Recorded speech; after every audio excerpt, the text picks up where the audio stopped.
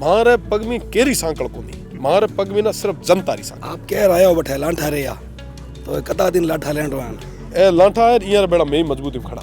एक बड़ी समस्या जो हमेशा रही है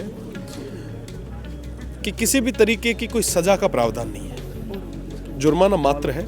और उस जुर्माने के कारण कई लोग जो है वो बड़े खुले में पेड़ काटते हैं, चले जाते हैं। अगर सजा का प्रावधान बने तो मुझे लगता है कि इसमें काफ़ी कमी भी आएगी। जो चंद लोग जो सामने बैठे होते हैं ना, वो सरकारें नहीं चलाते, सरकारें चलाने वाले लोग कहीं और बैठे होते हैं। ये माने आप बड़े उद्योगपतियों की तरफ आप खुले रूप से, इसमें कोई लाग लपेट नहीं है साहब। हम लोग अगर यहाँ खड़े हैं तो जनता की वजह से खड़े हैं, किसी उद्योगपतियों ने हमें यहाँ खड़ा नहीं किया। एक ऐसे अनोखे आंदोलन में जहाँ पर्यावरण बचाने की बात हो रही है, उस आंदोलन में शामिल होने के बाद इस युवा विधायक के किस तरह का अनुभव है?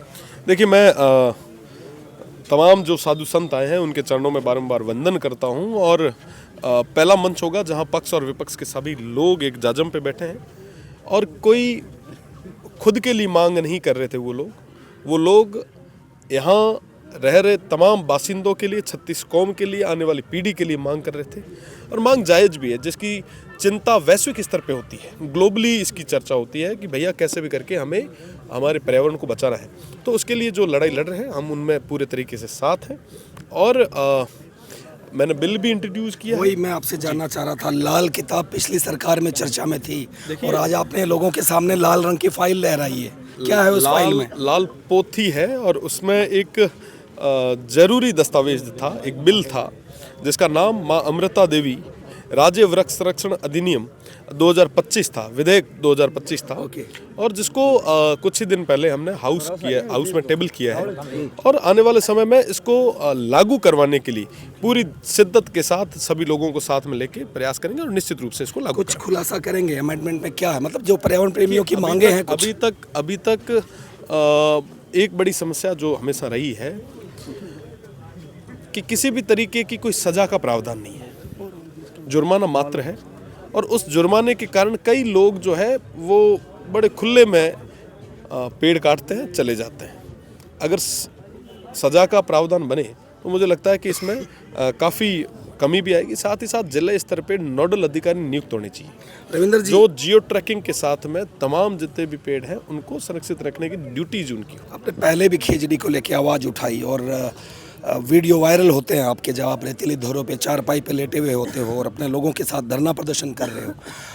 मुख्यमंत्री भजनलाल से जब एक प्रतिनिधिमंडल की अगस्त में मुलाकात होती है तो वो ये कहते हैं राजस्थान के लोग काफ़ी मजबूत होते हैं, है ना, यहाँ खेजड़ी जैसा बहुत अच्छा वृक्ष है, सहपत्नी को उसकी पूजा भी करते हैं। पर क्या 6 महीने लग जाते हैं उसको कानून बनाने में? और बाद में देखिए, जब आप भी विधानसभा में सवाल उठा रहे हैं, अब तक 26 लाख पेड़ कट चुके हैं। क्या प्रशासन को ये नहीं मालूम? ऑलरेडी राज्य वृक्ष है ना वो। देखिए, आज के समय में ये लोग बड़े दबाव में हैं, मल्टीनेशनल कंपनीज के दबाव में। मुझे लग रहा है कि उन्हीं की वजह से ये तमाम जो कानून जो है वो समय रहते आने चाहिए, तो वो रोक के बैठे।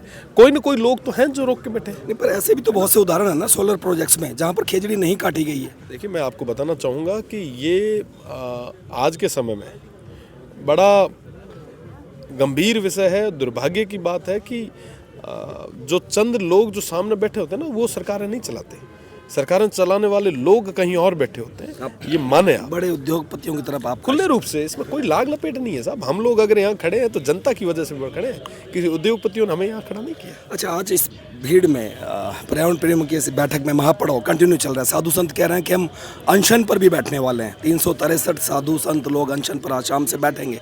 आपको क्या लगता है? चारों तरफ भगवाकरण था आज मंच पर और सनातनियों की सरकार, लोगों को आश्चर्य इसी बात का हो रहा है। यही तो सोचने की बात है, यही तो बात है, यही तो मैसेज है जो जयपुर और दिल्ली तक जा रहा है। निश्चित रूप से इस पे प्रदेश की सरकार को एक्शन लेना होगा। अगर ज़रूरत रही तो सड़क से लेकर सदन तक मजबूती से इनके साथ पहले भी खड़े थे, आज भी खड़े हैं, आगे भी खड़े। निर्दलीय विधायक होने का फायदा तो है ना साहब, खुलकर आदमी अपनी बात रख देता है। बीजेपी वाले तो मंच तक नहीं आ पा रहे। तो इंज राखता ही जता। आप तो मैं तो जगह दिन ठया था ना। देखो, मैं यूनिवर्सिटी में 2019 में चुनाव लड़ी, ठीक। 2023 में मैंने विधानसभा लड़ने रो मौको मिलो। देवतुल्य जनता आशीर्वाद दियो, शिवरी जनता मैंने आशीर्वाद दियो। बाड़मेर, जैसलमेर, बालोतरा रहे पार्लियामेंट चुनाव ना मैंने 36 कौम रे लोग भेड़ा भी लड़ाई। और माना ईर वास्ते कि थे मजबूती में आगे बढ़ो, लड़ो, मारे हक और अधिकार लड़ाई लड़ो। तो मैं तो साहब उम्र वास्ते आया, मारे पग में केरी सांकड़ को नहीं, मारे पग में ना सिर्फ जनता री सांकड़। आप कह रहे हो बठे लांठा रे या तो कता दिन लाठा लेंड रहा ए लाठा है यार बेड़ा मैं मजबूती में खड़ा। शुक्रिया।